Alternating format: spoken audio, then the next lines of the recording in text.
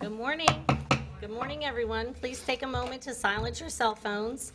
It's 9 o'clock, and I'd like to call to order the July 9, 2014 City Council meeting. Let the record reflect that all council members and city officials are present, and we are on our summer schedule, and we will not meet again until August 13th and then on August 20th. We will return to the regular meeting schedule beginning in September. So now please stand for the invocation and Pledge of Allegiance. Blessed are you, Lord of creation. You feed the whole world with your goodness, your grace, your kindness, and your mercy. You nourish us with these attributes which we aspire to ourselves.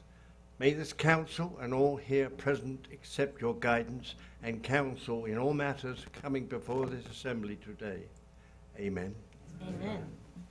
I pledge allegiance to the flag of the United States of America and to the republic for which it stands, one nation, under God, indivisible, with liberty and justice for all. Thank you, John. You're welcome. First, we have two proclamations, the first of which is Americans with Disabilities Act Awareness Day. Nancy. Thank you. I'm honored to do this. Proclamation, City of Punta Gorda, Florida. Whereas the Americans with Disabilities Act, ADA, was passed on July 26, 1990 to ensure the civil rights of citizens with disabilities. And whereas the City of Punta Gorda, Florida, affirms the principles of equality and inclusion for persons with disabilities as set forth for the state of Florida and as embodied in the ADA, the laws of the state of Florida, and ordinances of the City of Punta Gorda.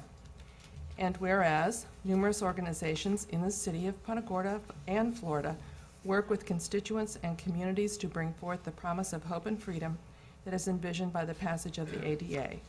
And whereas July 26, 2014 celebrates the 24th anniversary of the Americans with Disabilities Act.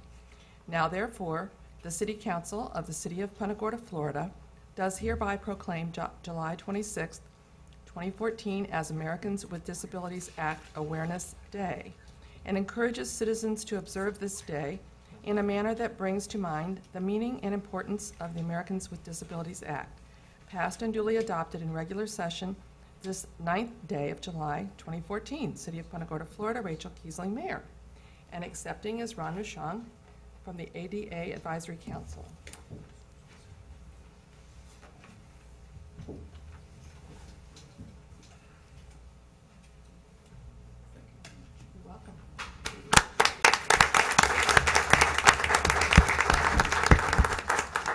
I want to thank the City Council for this proclamation. Just a brief history. When I moved down to Punta Gorda in 1996, I found it very difficult to get into a lot of the business places and the government buildings. We established an ADA Advisory Council, and particularly since Charlie hit us in 2004, I want to compliment the city and particularly the city manager for having people from his staff involved in this committee that we have. We meet bi-monthly, and we've had nothing but 100% cooperation from the city, and we're most appreciative of that. Thank you. Thank you.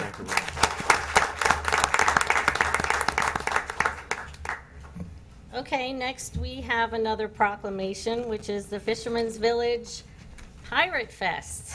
I know they're here. I just think it's this one right here. Take her, bring her. Right there. Get us right.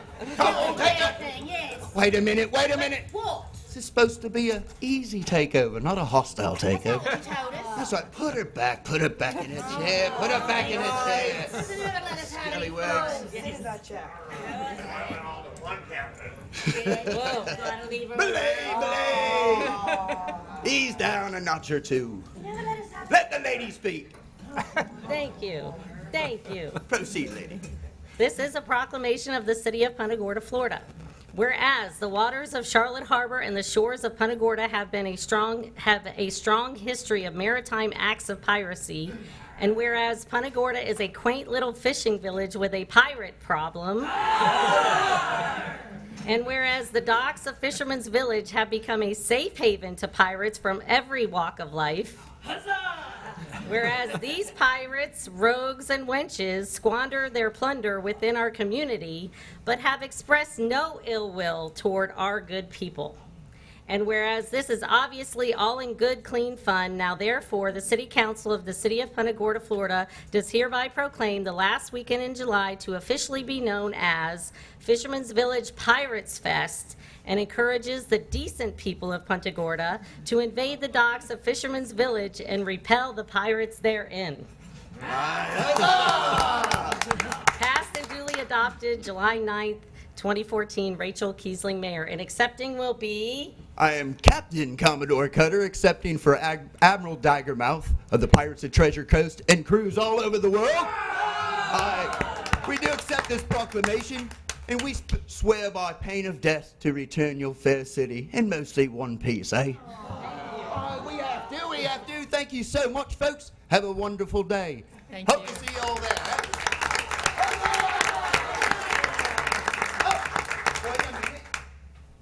You got a sport head on your vehicle. Thank Ship you. Post. Support your... New Mariner. Where's the chest? Oh. New Mariner. That's for you. As we agree, my lady. Thank you very much.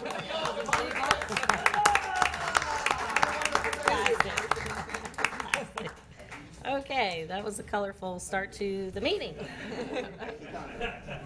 Next, we have presentations, and we have the Historical Award Program presentation and Advisory Board Activities Update.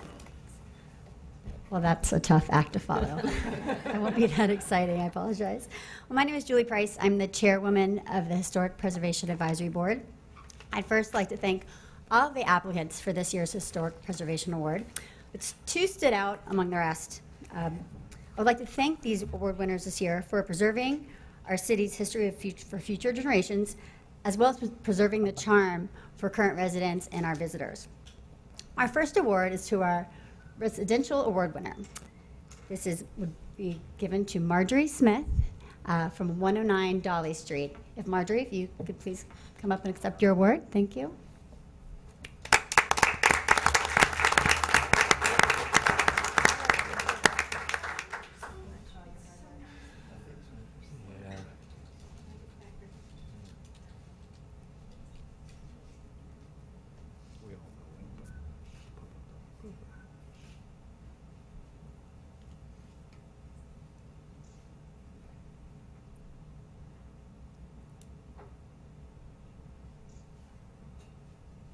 Thank you all very much.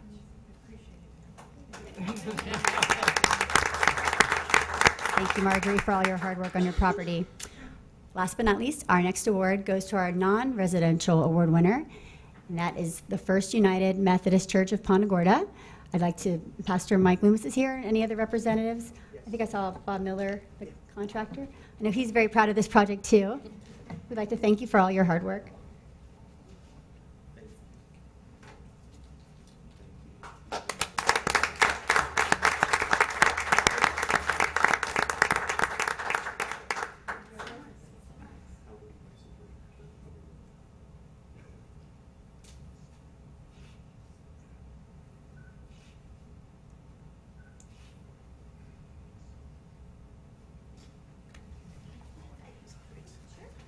Just want to say thank you very much. We had a great group of people who were working on this.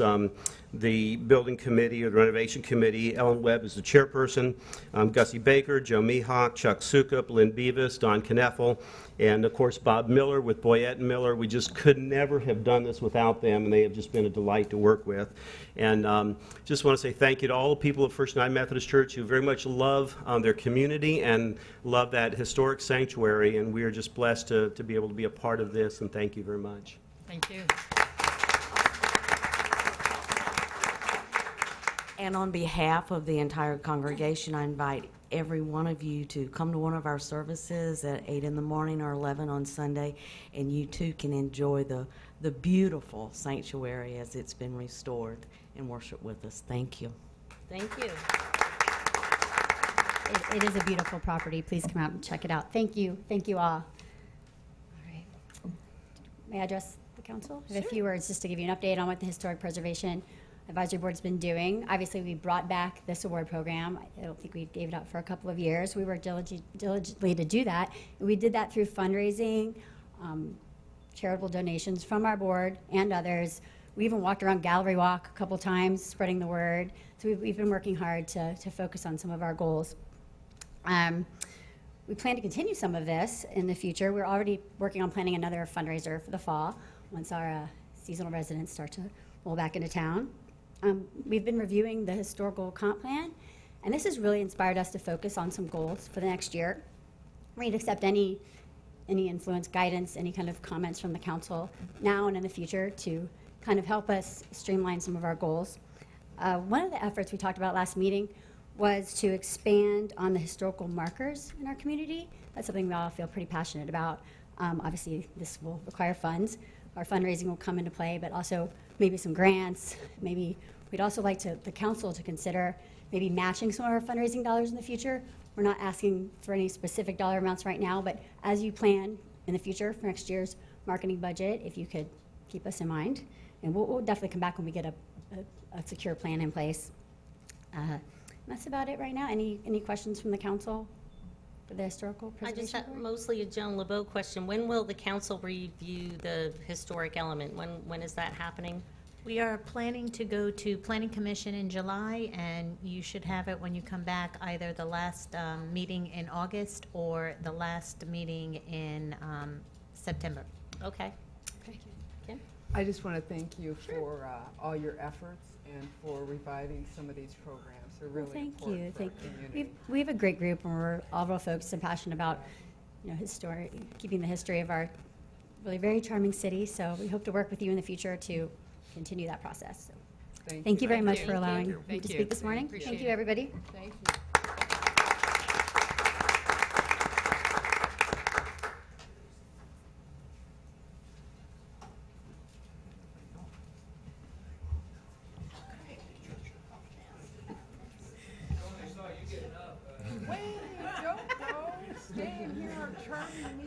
I am going to talk about the complex. Just yesterday, we were going down Marion, and my daughter said, "Are they finished fixing the church?" And I said, "Yes, it's finished." It'd be hard to tell with the downtown flooding No, going and she on. goes, "What was wrong with it?" I said, "It was a foundation problem." She goes, "Oh, I'm glad they fixed that." Beautiful inside. Beautiful. It's And there amazing is- what they can do. Just a correction on that meeting, there is no Planning Commission in July, so the Planning Commission will hear that amendment in August, and we'll be with you in September. Okay, thank you. At this time, if you're nominated for a board or committee for the city and you would like to, oh, sorry. Sorry, I highlighted too quickly. We have an update on the Trabue Harborwalk Oyster Habitat Creation Program. Good morning. For the record, Joan LeBeau, Urban Design, and it is my pleasure to introduce the team that is working on providing you that update. With us today is Laura Gesselbach, Senior Marine Scientist with the Nature Conservancy, and Andrea Graves, Director of the Nature Conservancy's Blowing Rocks Preserve, and they'll be open for questions after their presentation. With that, Laura Gesselbach. Sorry about that. Thank you.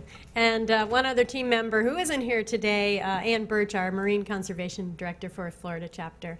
So how do I advance? Oh, thanks. Okay. So today I'll talk briefly about our project partners, the Coastal Awareness Day that we recently held here in the city, preparation of reef materials, our juvenile sawfish monitoring, and deployment of reef materials and reef construction. So here's just a visual display of our partners with their logos up. Of course, the City of Punta Gorda, Florida Aquatic Preserves, Florida Fish and Wildlife Conservation Commission, the Charlotte Harbor National Estuary Program, Reef Innovations, who will be doing our installation, and materials deployment. I can't even read all of them. Florida Park Service. The Florida Park Service, Florida Gulf Coast University, Jamie Boswell, who's a contractor we've worked with for environmental monitoring and permitting. And then we've been funded by a number of organizations, the Mosaic Company, Foundation, the Sally Mead Hands Foundation, a number of private donors, and Clamtastic Seafoods, who provided our recycled shell for the project. So the Coastal Awareness Day was part of a larger nature conservancy effort across the country called Connect with Nature. It was an opportunity during around Earth Day to get people out and more involved and informed about natural resources and how their coast is important to them, or I mean how nature is important to them. And we decided to focus here in the Charlotte Harbor area and held our event in city of Punta Gorda.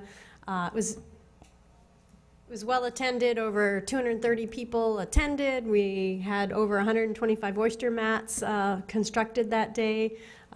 We had a panel discussion with on a variety of topics about city environmental matters, as well as coastal resilience and sea level rise, and 45 people attended that.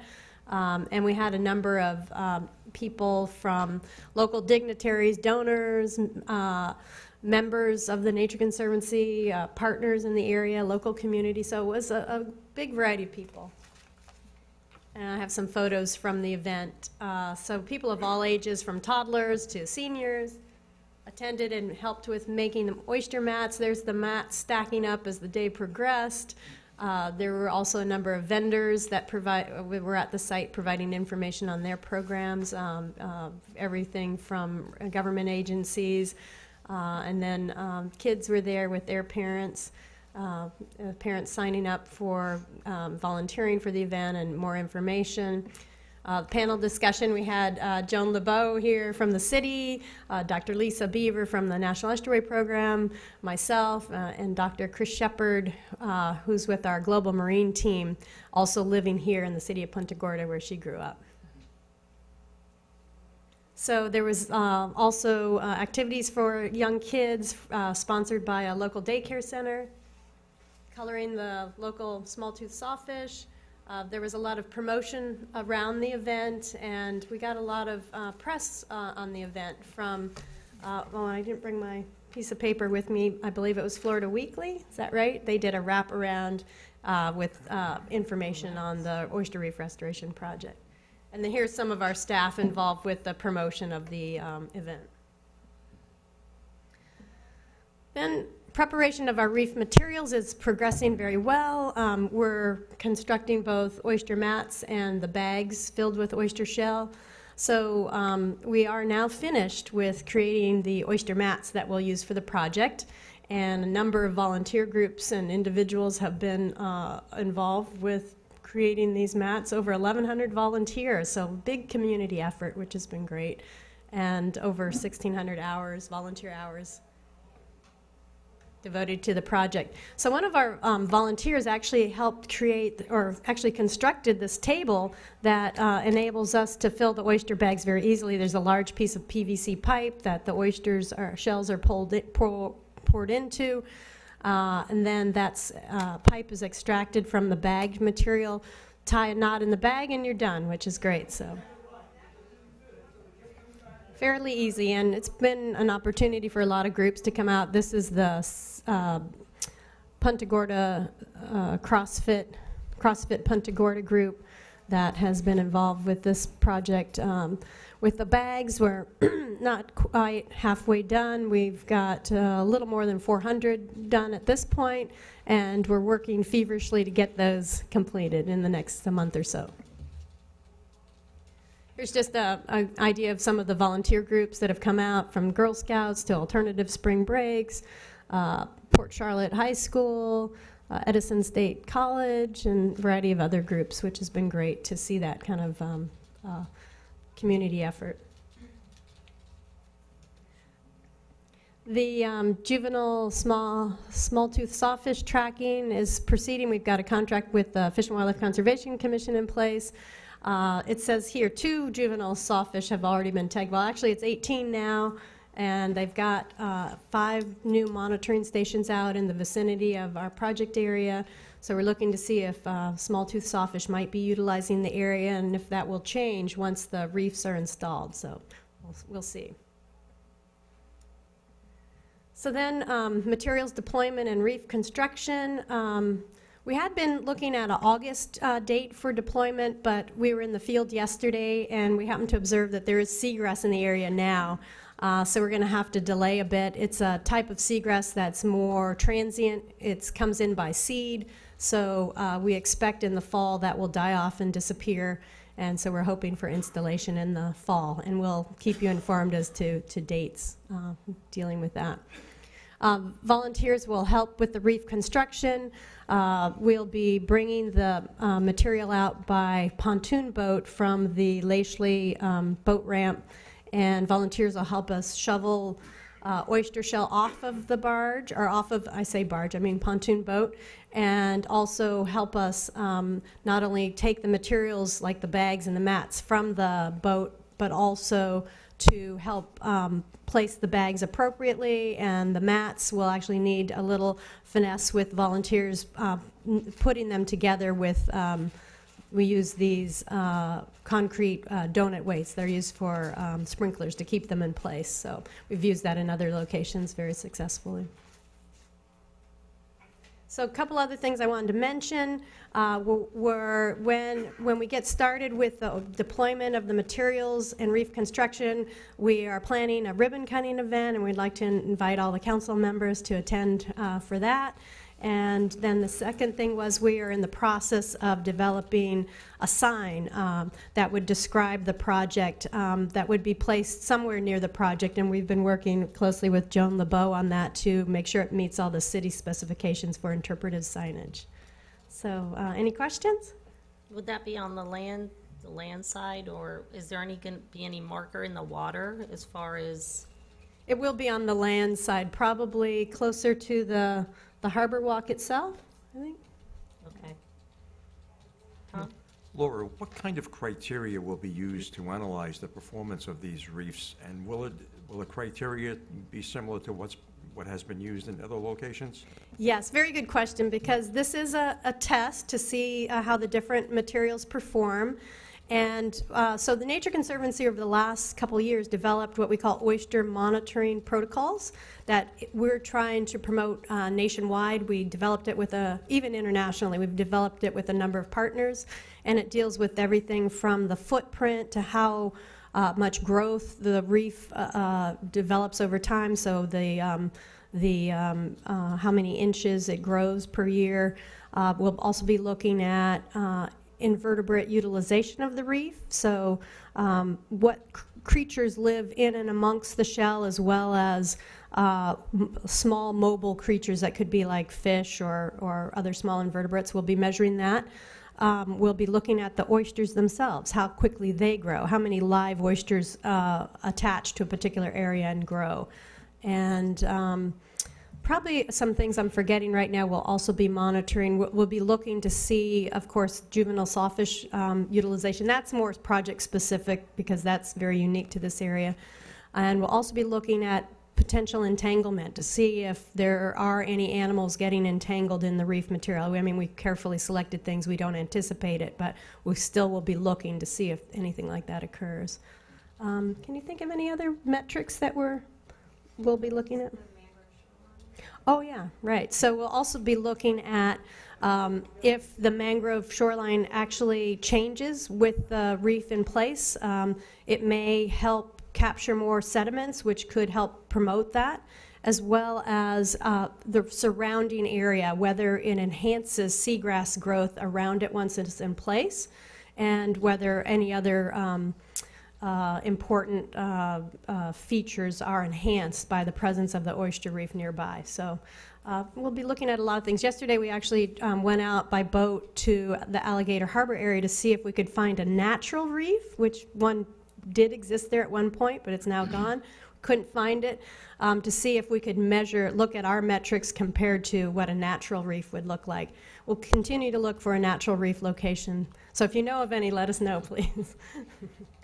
Carolyn? Has this project been done anyplace else, or is this the first time?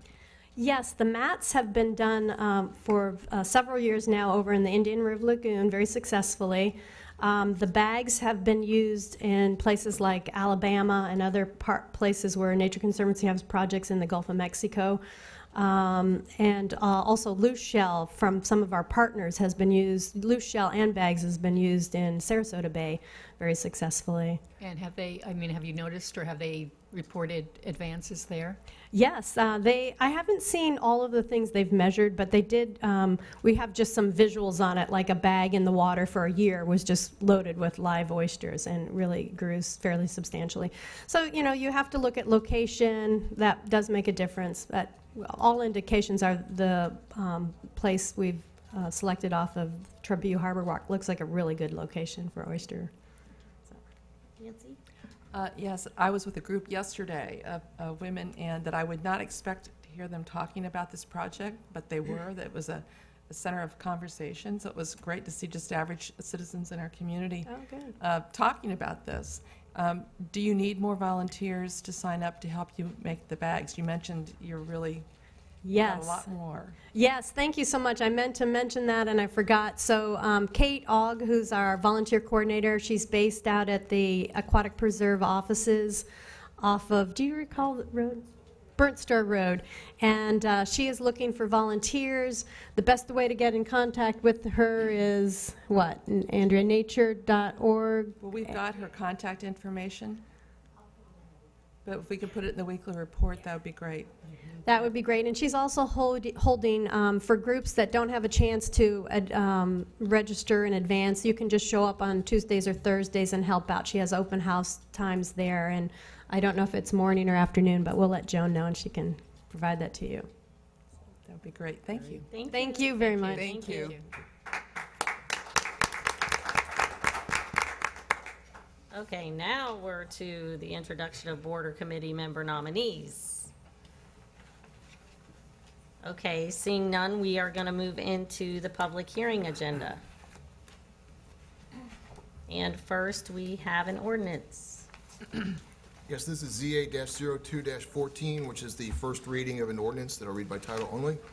The ordinance of the City of Punta Gorda, Florida, amending Chapter 26, Punta Gorda Code, known as the Land Development Regulations, to correct Scrivener's errors, amending Article 3, Regulating Districts, Section 3.13, SRO, Special Residential Overlay District, subsection N, garbage containers / clothes drying, and amending Article 8, Standards of General Applicability, Section 8.14, Structures and Uses Limited in Yards, subsection I, providing for a maximum permitted width for garbage can or equipment hide pads, providing for conflict and severability, and providing an effective date. Thank you. Good morning. For the record, Teri, zoning official. This is just a correction in the ordinance that was adopted. As you can tell in the minutes, we did discuss the width of the pads, and it was inadvertently omitted from the ordinance itself. So we have had these discussions. Are there any questions for Teri at this time before we open? The width is going to be 4 feet, is that 4 correct? feet. Okay, that's fine. I don't feel I need to go through this again. Is everybody still okay with 4 feet? Oh, come on, let's talk about this again.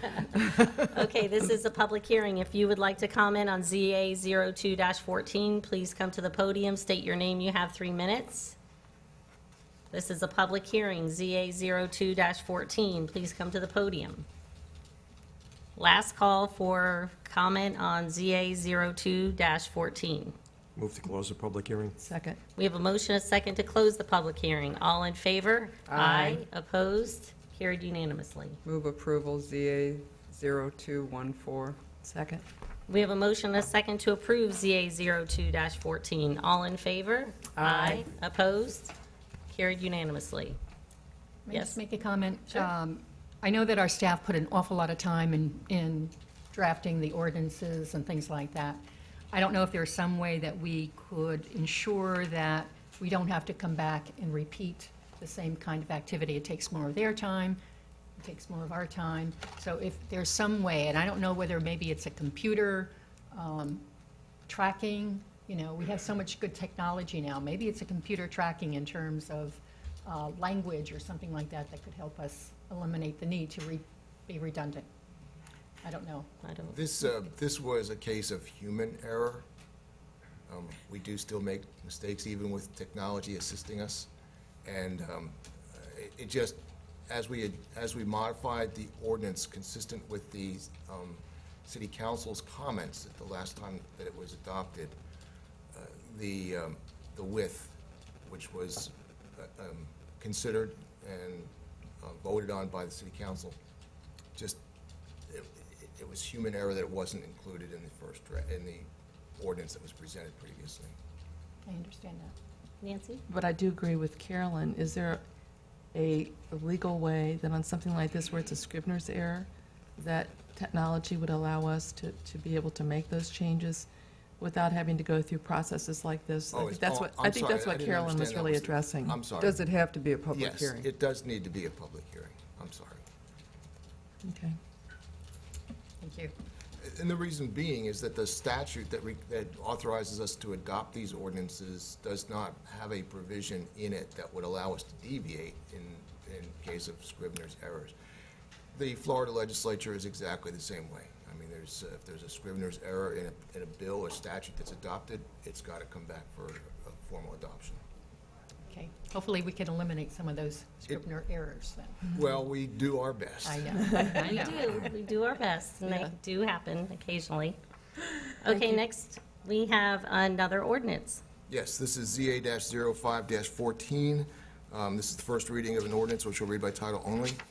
An ordinance of the City of Punta Gorda, Florida, amending Chapter 9, Public Nuisances, Section 9-12, Appearance and Maintenance Standards, subsection I, Vacant Lots, Punta Gorda Code, to provide requirements requiring dead trees and dead vegetation, regarding dead trees and dead vegetation, amending Chapter 26, Land Development Regulations, Article 8, Standards of General Applicability, Section 8.11, Property Maintenance, subsection E, Punta Gorda Code, providing for the removal of dead trees and dead vegetation, providing for conflict and severability, and providing an effective date. For the record, Teri Tubb, zoning official. City Council has recently discussed this topic, and this is just the entire drafted ordinance for adoption. Are there questions for Teri? Another topic that has been discussed at length? No? Okay, this is a public hearing. If you would like to comment on ZA-05-14, please come to the podium, state your name. You have 3 minutes. ZA-05-14. Last call for public comment on ZA-05-14. Please come to the podium. Move to close ZA 0514. Second. We have a motion, a second, to close the public hearing for ZA 05-14. All in favor? Aye. Opposed? Carried unanimously. Move approval ZA 0514. We have a Second. motion and a second to approve ZA 05-14. All in favor? Aye. Opposed? Carried unanimously. I'm going to call for a quick break, 5-minute break. We'll be right back. Thank you. Next, we have quasi judicial, and we have a special exception. Yes, anyone who is going to be providing evidence or testimony with respect to the next item, please rise to be sworn by the city clerk. Please raise your right hand. Do you solemnly swear or affirm to tell the truth, the whole truth, and nothing but the truth in today's proceedings? I do. And when you come to the podium to testify, please state your name and indicate that you have been sworn.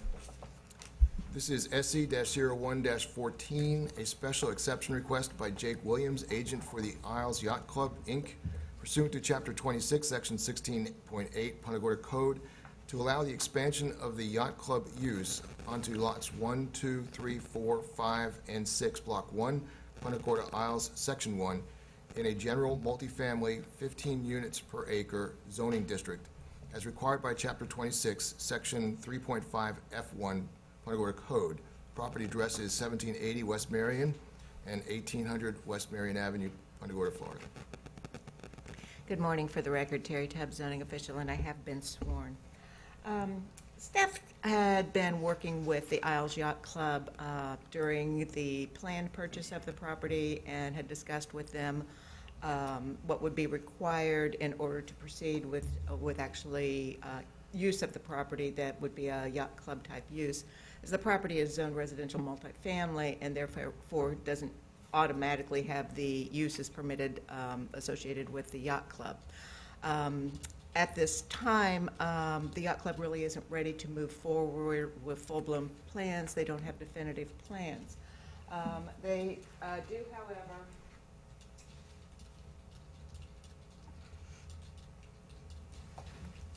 within the area. The basketball courts have been constructed. They have a small little seating area there, but just incidental parking, for people using their vessels that are tied up there. And due to that, staff did encourage them to go ahead and submit the application because the uses that had started to creep over to the property were not really permitted just based on the zoning category. And that's why that you've got a request that really isn't a definitive request for all of the uses. With that in mind, the requested uses are very common with yacht club uses. Special exceptions for yacht club uses do have certain provisions, such as any building or parking would need to be a minimum width of 100 feet from any other residentially zoned property, so there's an automatic buffer distance that is built into it. The uses that were requested on the application, a couple of them do not actually appear on the current conceptual site plan. One of those was the tiki bar. I believe I called them out in the the lap pool and the tennis courts. Those three items actually don't appear on the site plan, the conceptual site plan that was submitted. And there are a couple of setback encroachments on this site plan that would have to be corrected unless there was an additional variance or something approved. However, that said, council can consider all of the uses as well as attach any conditions such as that prior to actually moving forward with development, that the yacht club bring back a more solid plan to city council for review, and it may be something that comes in steps and in phases as they do move forward. That way you would know what type of building, architecturally, location of the building, and better be able to gauge what kind of impact it may or may not have on the neighborhood. And staff would recommend that if that is the direction the council decides to go, that those return reviews not be subject to a $750 application fee, but that they be allowed to just bring those back. So they need the special exception now, though, to get approval for the bocce and the garden that's existing. And that's essentially the reason that it came forward so early when they really aren't at the point where they're ready to develop. Okay. I just have a question. On this piece of property then, are we changing the zoning from residential to?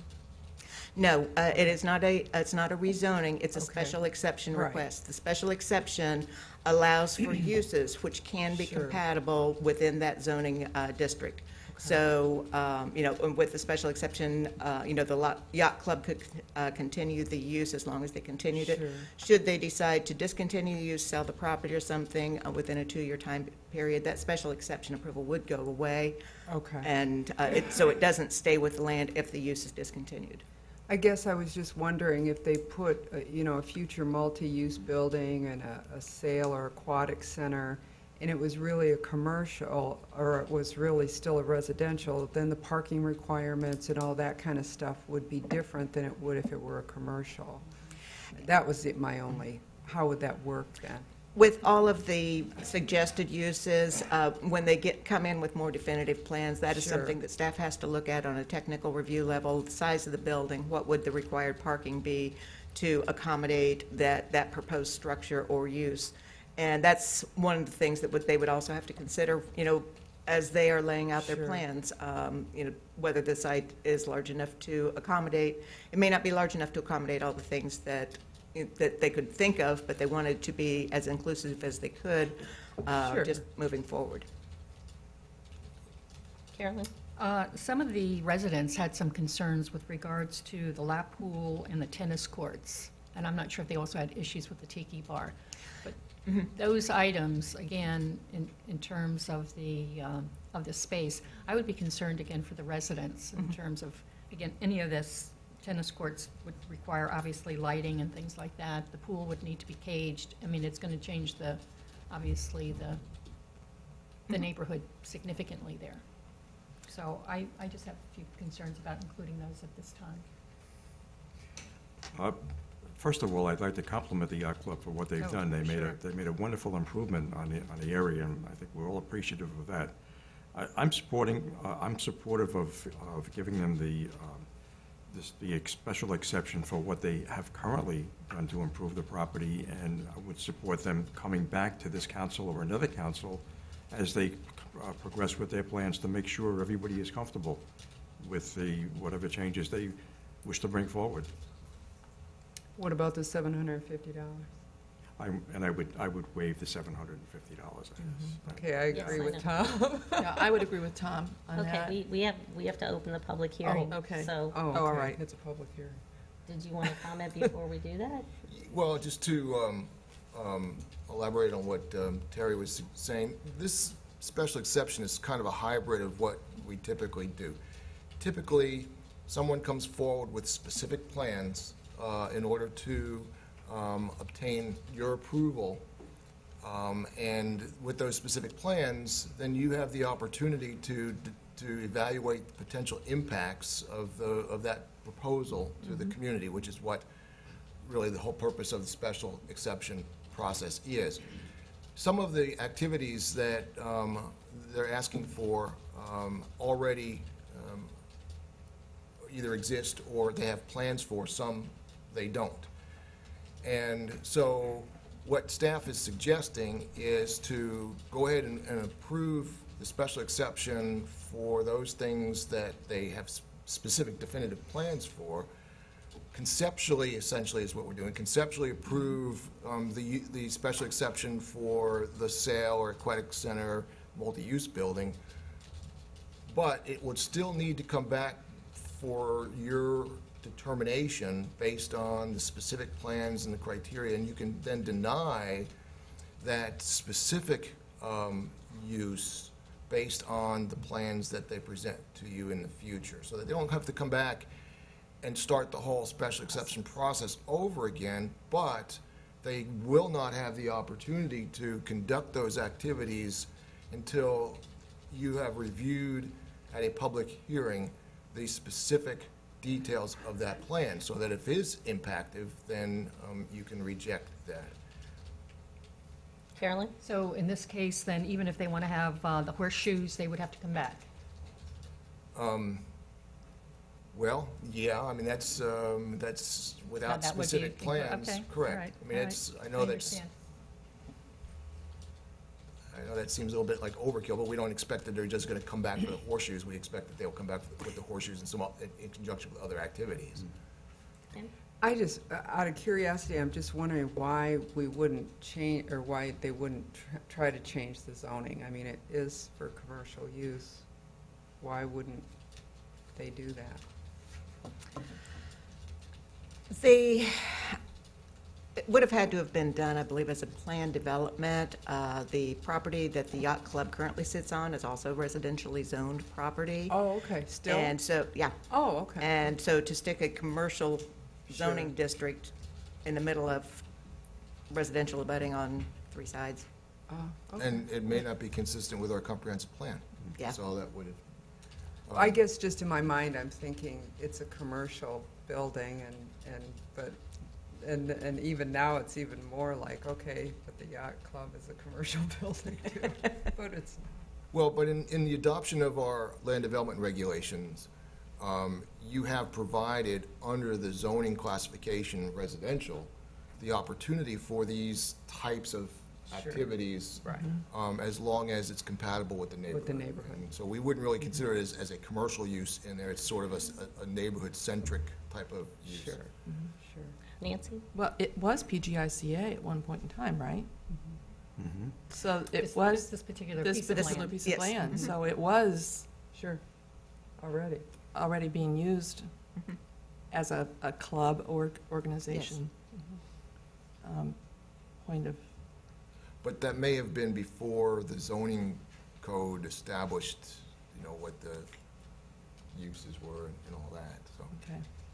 I mean, we have staff is not concerned about the conceptual use of these future areas, but we can't recommend approval, and you can't approve a conceptual use without knowing what the details are so that you can adequately protect the neighbors. Correct.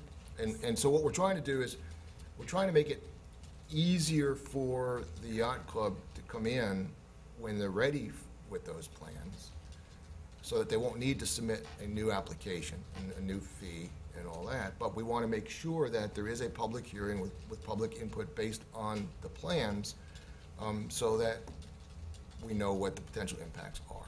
I mean, you have the authority, if you want to approve the special exception without that conceptual stuff and have them go through the whole process. But we're suggesting that this is an option that is available under our code, because what we're essentially doing, because you do have the right, when you adopt a special exception, to adopt it with special conditions. So what we're saying is that in this case, the special conditions are that before they can move forward with these other conceptual things, they need to present to you the formal plans, detailed plans for your second approval, subject to a public hearing. Do we need to put a time frame? Do we need to specify any kind of time frame, or is it just we could leave it open-ended? I don't believe we need to put a time frame on it. Okay. I know this is a public hearing, so well, are we ready? We're ready. We're ready. Ready. We're ready. This is a public hearing, SE 01-14. If you'd like to speak, please come to the podium, state your name, state that you have been sworn. I'm Jake Dye. I'm a member and a director of the Isles Yacht Club. I'm a resident of Punta Gorda, and I have been sworn in. First, just a comment. I want to thank Teri and the staff, Howard and everybody, for all the help shepherding us through this process. We don't do this for a living, and you guys do, so thanks for all the help. Going back and looking at the reason for purchasing the property at the through the generosity of the previous owner, Mr. Boff, we've been using that property for other little activities, expansion of our activities for a number of years. And we looked at that property and said, if we're ever going to need to expand our facilities, we need that property. This is a great time to purchase it, mainly to protect it for our future use. We don't have any plans to do anything other than what you see there right now. And we want to put our stamp on the property, want to bring up the same standards of appearance that the rest of our property has, and basically to fit and complement what the residents in that community have done with their own property. So we've done that, and we appreciate the comments about how it looks. We don't have any plans for tennis courts or lap pool or anything else there, but with the advice of staff, we put everything that could be a possible use for the property in the future, mainly to keep us from having to go through this process every time we wanted to do something else. We fully expect that if we decided that we wanted to, regardless, assuming this is approved, if we want to put in horseshoe courts, we'd have to go in for permitting just like we would on our existing property. And I might point out that the things that we're talking about doing are already in place in our club. We have tennis courts in the club. They have lights. We're good neighbors. Nobody complains about our lights because we have timers on them. We watch how people use it. We have an outdoor eating and a bar facility that we use right now. We don't get any complaints from it. In fact, if you go by there at 9 o'clock at night, you're probably not going to see many people. Punta Gorda midnight affects us as it does everybody else. So this is not, we're not trying to build something new. We're just expanding what we already have, and we fully intend to operate it and maintain it with at the same level of professionalism and quality appearance that we do our own facility right now. Thank you. And I answer any questions that you might have for it. This is a public hearing. Would anybody else like to comment on SE 01-14? State your name, that you've been sworn. I'm Robert Whitaker. I've been here a few times. I've been sworn. I want to talk about this property. I was the financial officer when we acquired it. It was a member initiative to do it. We had an 89.9% vote in the affirmative to acquire the property. A couple things I want to point out. the garden area, that was donated by members in memory of a member that passed away, and the balance of it was paid for by her husband. The bocce courts are donated by members, $10,000. Our general manager paid for it out of his funds, and we have to refund it from the members. We're halfway there. All of this is people in Punta Gorda that are paying for this property. Some of the suggestions, the tennis court, I was told by a tennis player, I do not play tennis, you cannot have a court in Punta Gorda that face east-west like this property does because the sun's in your eyes and more. Is that true? People play tennis? It's not a city regulation. One of the suggestions for the far end of the property is we could build a little residential place for people instead of going to assisted living somewhere else, they could stay on the campus of the yacht club. I fully support what we're doing. I was part of making it happen, but it's very personal to people that are members of the yacht club. You go with it. You just get into it. It's something unique in the yacht club. I belong to, in Maryland, the Annapolis Yacht Club, and if you went there to have dinner, you had better have somebody lined up to go. The Isle Yacht Club, you can show up Friday night and you'll have dinner with somebody. It's just the way the nature is of the people that live in Punta Gorda, a great place to live. Thank you. Any questions? Questions for Mr. Whitaker? Nope. Thank you. This is a public hearing. Would anybody else like to speak on SE 01-14? Last call, SE 01-14. Move to close the public hearing. Second. We have a motion and a second to close the public hearing. All in favor? Aye. Opposed? Carried unanimously. Move approval, SE 0114. Oh, Well, And what No. would you, gotta be- Tom, you Can I- have? Yeah, oh, can yeah, I take a shot at give this? me- Give me the stuff. Move to approve the special exception with conceptual concepts as described, with the provision that council has right of final review of the proposed projects as they are further identified. Fees for future applications to be waived. Does that cover? Yes, I believe so. When you Second. say fees, you're just talking about the special exception, Special fee, exception. not building permit. Special. Thank you for clarifying that. Yes. Do we have a second? I second it. Okay, so we have a motion and a second. All in favor? Aye. Opposed? Carried unanimously. I'm going to state this for the record so that if there's any question about down the road. As the staff report indicates, there is a time limit typically for approved special exceptions to be built.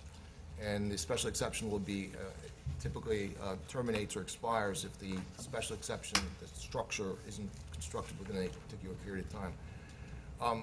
Because of the nature of this particular activity and the phasing that they propose, with the conditions that you have just imposed, and that is that they have to come back in for approval in the future, then the reasoning for that time limitation that is otherwise applicable doesn't apply here, because when you get a special exception, you have the right to rely on the regulations that are in existence at the time of the approval. So if you